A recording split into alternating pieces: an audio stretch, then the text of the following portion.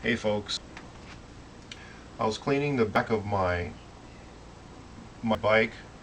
What I was doing was I had used chain cleaner to clean off my motorcycle, and the chain had all this gunk that was splattering onto the back of my bike. Uh, this would be my wheel and this is the back of the bike, and the chain was splattering this gunk that was like tar, and I couldn't get it off with soap and water. So what I did was I used chain cleaner and sprayed it on the back and took it off right away. It was really great. But the result of that was I had damaged my rear lights and my turn signals. The acrylic was very sensitive to the solvents in the chain cleaner, and it had damaged it and it fogged it up. You know, it used to be clear, the plastic was clear, and now it had fogged it up. So uh, to fix that, I had to polish it out. I had to buff it out, and to buff out the plastic and make it transparent again required me to use sandpaper and polishing compound. And I wanted to talk about how that works. In in a piece of glass or plexiglass, whatever you may consider, when light strikes it, it goes right through and then passes through at some angle, right? And there's going to be some of it that gets dispersed or reflects off it, some percentage. What happens is when your surface is coarse, when it's not smooth, what happens is you're going to have dispersion, you're going to have diffusion. So what happens is this becomes, you're going to have less light going through here and more light being dispersed because the surface is not smooth. So that's what will happen. And then to correct that, you need to make that surface smooth again so that light does not diffuse.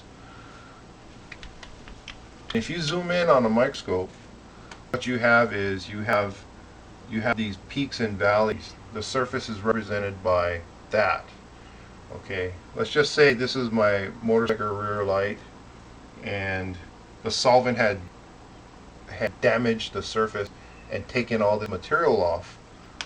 And so what you do is you take a sandpaper, a fine sandpaper, and then you sand it, and then you take the whatever you can, the peaks of material off, and then you take a finer sandpaper because you want the sandpaper to have smaller peaks and valleys and what you're trying to accomplish, or what you're trying to smoothen out, so that you can get a finer, a flatter surface.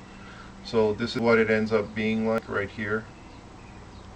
Okay, and then finally, when you've gone down to the finest sandpaper you can get your hands on, then you use polishing compound, which has even finer grits of particles that can polish and that can take the peaks off.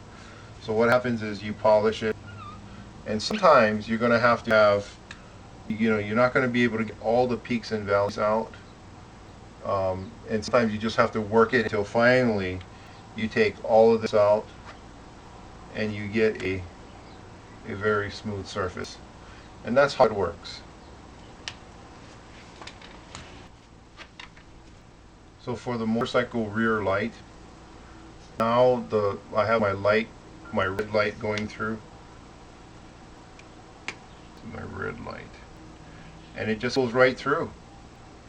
When it was coarse, when it was rough, it was being dispersed because it wasn't concentrated, and it was being diffused, and that's not what you want. You want and it looked dim. It wasn't as bright. This is brighter when you have it cleaned off, and you have diffused lighting. Sometimes you want diffused lighting, like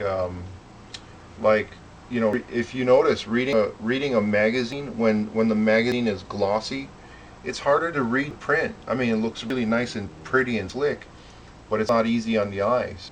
And sometimes you want diffused lighting so that when it's lighting a room, it feels warmer and more comfortable. At other times, you don't want diffused lighting. So it's not whether or not diffused lighting is good or bad. It's use or utility you have from it.